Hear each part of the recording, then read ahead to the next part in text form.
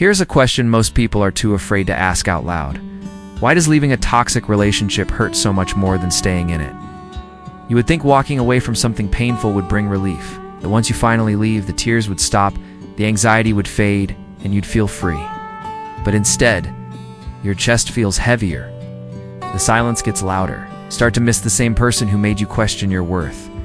And worst of all, you begin to wonder if maybe the relationship wasn't that bad after all. This is where a lot of people get stuck. Not because they're weak, not because they're addicted to chaos, but because leaving a toxic relationship doesn't just mean walking away from a person. It means walking away from a version of yourself that believed love had to hurt.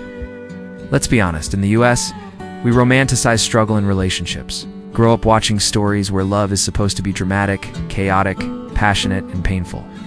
We're taught to stick it out, to fight harder, to never give up, especially if you really love them. So when a relationship turns toxic, you don't see it as a red flag. You see it as a test. If you fail that test, if you walk away, you're left feeling like you were the problem. That confusion is exactly why leaving hurts more than staying. Because when you stay, you still have the illusion of hope. Maybe things will change.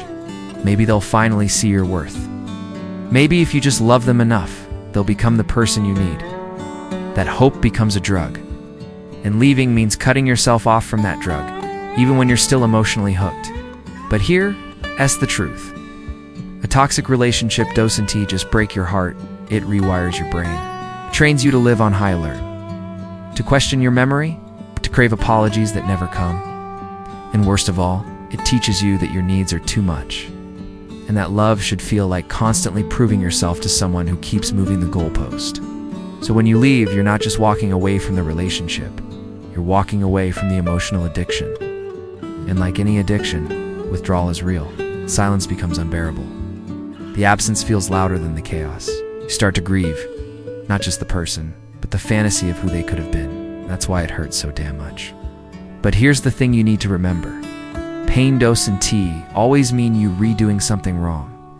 Sometimes pain means you're finally doing something right. Leaving a toxic relationship is like setting a broken bone. It hurts more at first, but it's the only way to heal. You're not crazy for missing them. You're not weak for feeling lonely. You're human. You love someone deeply, and maybe they weren't able to love you in a way that felt safe, kind, or consistent. It doesn't make you a fool.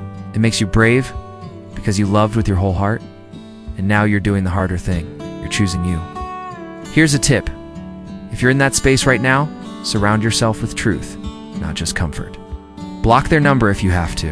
Write out every reason you left, and read it when your heart tries to rewrite the past. Fill your life with voices that validate your healing, not ones that gaslight your pain. And remember, you don't heal by going back to what broke you. You'll heal by sitting in the discomfort long enough to find clarity. You heal by choosing peace over patterns. You heal by building a new story where love feels like safety, not survival. Leaving is hard because your nervous system got used to the roller coaster, because part of you still wants the ending you imagined. But staying in something toxic doesn't make you strong, it makes you small. It makes you small. It makes you forget who you are. But leaving is where you remember. You remember how to sleep without tension in your chest. You remember how to laugh without fear of punishment. You remember how it feels to speak and actually be heard. And over time, as the pain softens, you begin to see it. Leaving wasn't the end. It was the beginning. The first chapter in a life that no longer accepts crumbs. A life where love is consistent, kind, calm, where you don't have to earn affection or explain your worth. You deserve that. You've always deserved that. So if it hurts right now, don't mistake the pain for a mistake. That's just the cost of growth. That's your soul stretching. That's the wound becoming wisdom. Drop a message to your favorite stranger and don't forget to subscribe for more honest healing stories just like this.